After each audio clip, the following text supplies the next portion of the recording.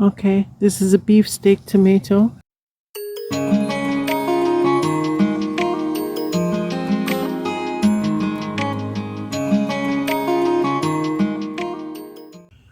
Okay, this morning I'm going to be potting up some suckers that I had soaking, resting in water for about a week or a little over a week.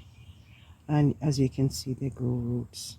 As far as you have them in the water, or just like as far as you want to plant them in the soil, they will spring roots from the little hairs that are on the stems. There was some frost. Not really frost. There were some cold nights, and I think this got a little bit burnt. But we take off as much leaves as we need to, and we'll plant right up to the neck. So I'm preparing these for a neighbor, to give to a neighbor. And yeah, and I'll also show you where, like, I'll take this one off. These are suckers. Not everything you see stemming off of the main branch on the tomato plant is a sucker. The suckers are what will grow diagonally in between two stems. For example, let's just say, I'll show it to you, but let's just say you have, this is the main stem, as you know, and you have this stem over here. So a sucker would be one that would grow in between diagonally this way. So that's the sucker. Because if you did this one, it wouldn't, I don't think it would spring. It wouldn't produce really, even if it did grow roots out. So anyway, that's what I learned. So I'm gonna pot these up, and I'll show you the sucker itself when I'm done. I already got set up here, so after I'm done, I'll take the camera out and show you an actual sucker. Okay, so let me just stick these. I was wondering if I should have watered it first, but I think it's probably best to just water it after. So I'm gonna go as deep as I can to get as much in there. This is just temporary until she gets her soil mix and stuff. She has a little box prepared, a wooden box. So she just needs to get her soil together, and then she can swap out. I'll go ahead, because this has been over a week, about a week and a half or something like that. I've been resting them in a cup. But I don't know if you can see that cup over there. In the garden. I had it on the ground over here, but it was getting too sun scorched, so I put it in the garden to keep cool. Which is another good tip, to keep it in a cool place. I mean, you still want some sun, but so you take off the unnecessary stems and leaves so that it can just focus on what it needs to do. Okay, this one can go in here. Get rid of some of these burnt leaves. Let's get rid of this whole thing.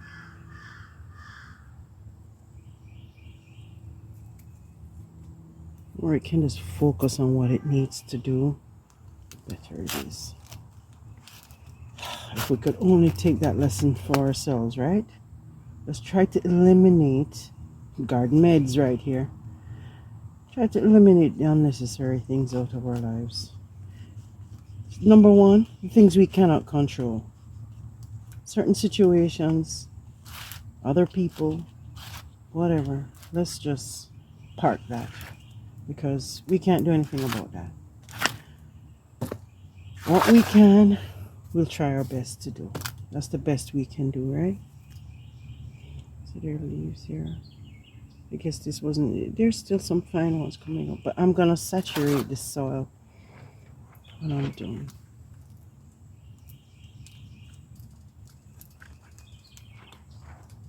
And then I will drop it off over to her.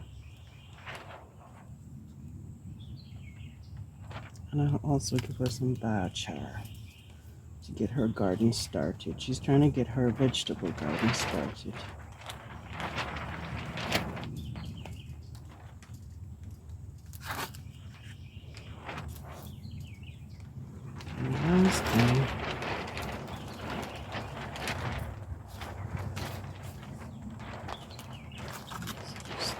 this one.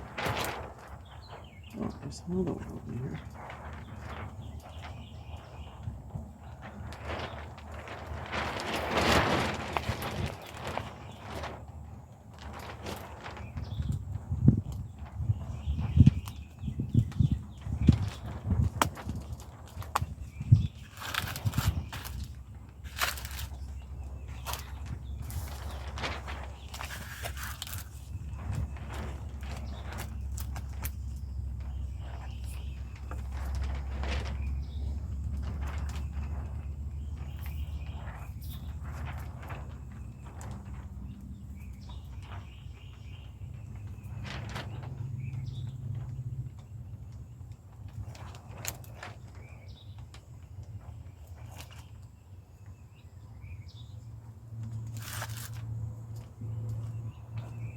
I planted some sowed some flower seeds on the east side of my house yesterday that I pretty much neglected. So I'll show you that in a bit. And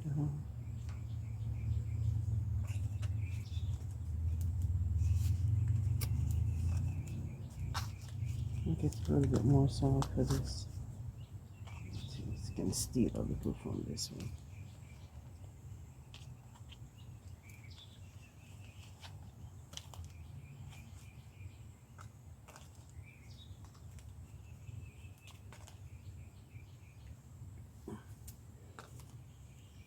Yeah, I think I'll just keep this one. 5 is a good number. So I'll just stick this one in one of my beds.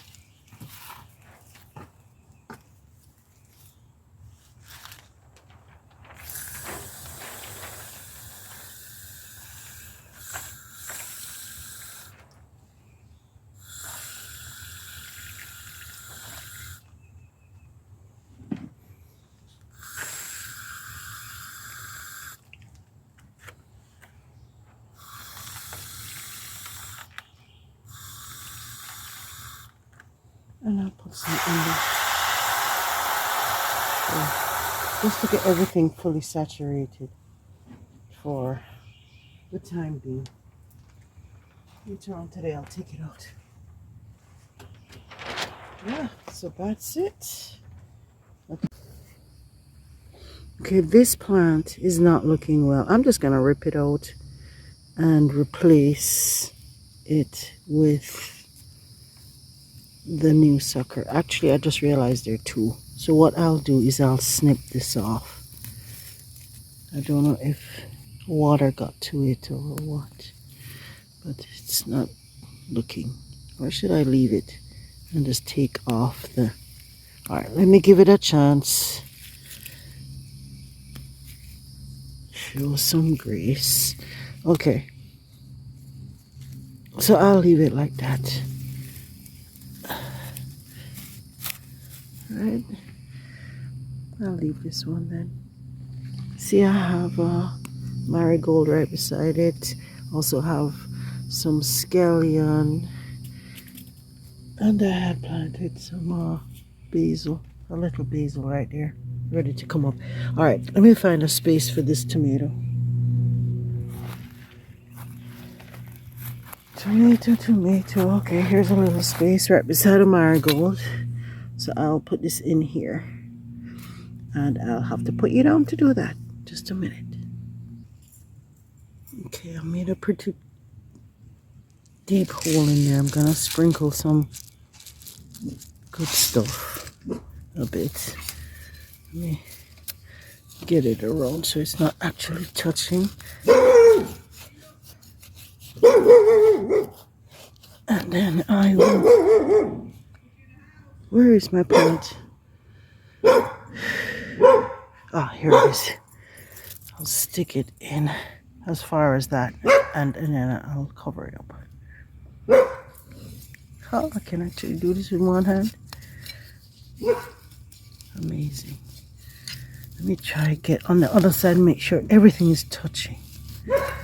Yeah.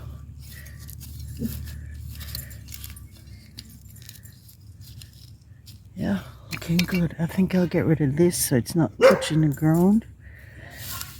And then we'll cover.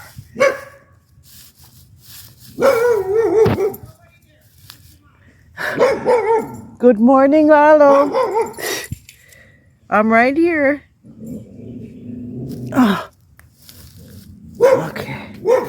All right, and that's it. Looking good. Okay, this is a beefsteak tomato, and see, we have some new ones coming up. This is my first time. I've never harvested tomatoes before because I didn't get through with that last year. It was planted too late, so the winter came and killed whatever I had. Okay, so this is an example of a sucker. So this is the main stem. That's another stem, and that's the 45-degree stem. This is also a sucker itself, actually, because there's another stem there. And both of them are, as you can see, this one has the fruit, and this one also has blossoms to get to fruit right there. A perfect example of a sucker is right there. So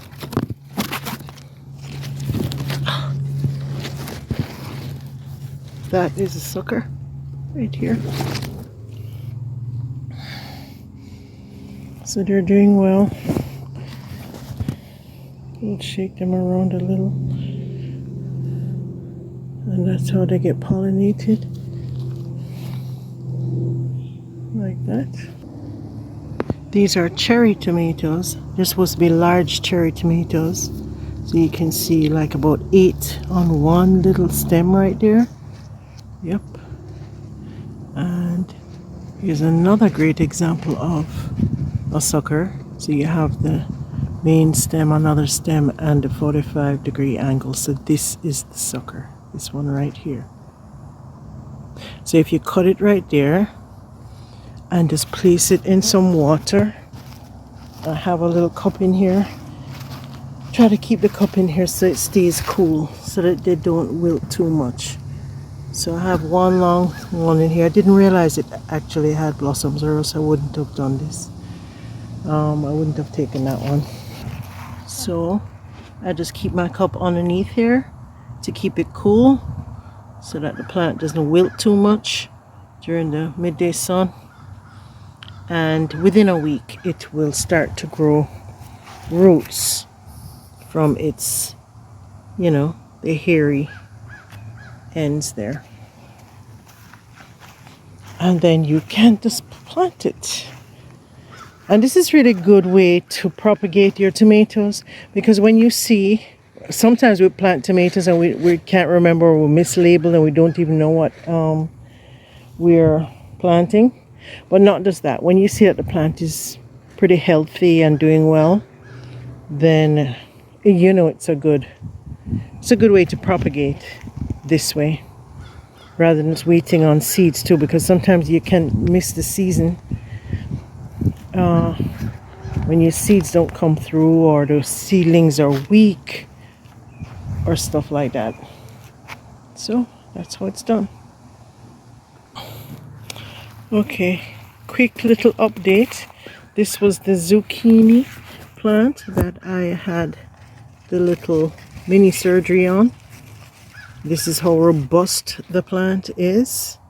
Remember the seedling that I had put a band-aid on it because it was kind of cracked when it was probably about 5 inches. So I'm noticing that zucchinis are coming up. A little one there and a little tiny one underneath here. But then here's the edge of the thing. I remember when I first planted this, I thought it was eggplant. I thought it was eggplant.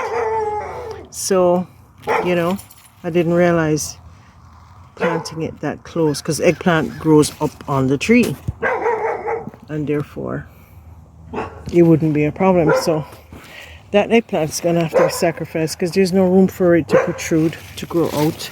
But here I have about 5 or 6 eggplants in here. I'm waiting for them to get like 6 to 8 inches. So that's good news. So thanks again for stopping by, and remember to check my homepage to see my other playlists for cooking, garden meditation, and Bible reading. I'll see you next time.